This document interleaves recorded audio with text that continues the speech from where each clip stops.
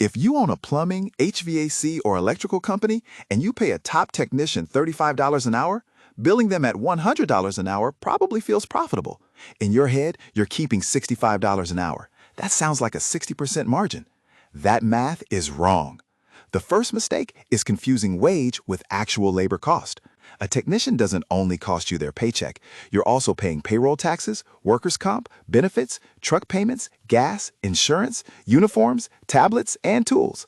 So let's run the numbers. $35 an hour over 2,080 hours is $72,800 a year in wages.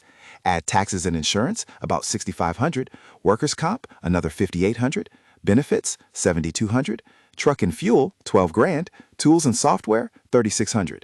Now your technician costs the company about $108,000 a year. Divide that by 2,080 hours, and your real hourly cost is no longer $35. It's about $52 an hour. But this is where most owners still miss the real problem. You pay for 2,080 hours. You do not bill 2,080 hours. Your technicians have windshield time, callbacks, meetings, training, vacations, and paperwork. In most trade companies, true billable utilization is closer to 65%. That means your tech is only producing around 1,350 billable hours a year. Now divide the same $108,000 by 1,350 billable hours. Your real cost is about $80 per billable hour. So if you charge $100 an hour, you're not making 60% gross margin.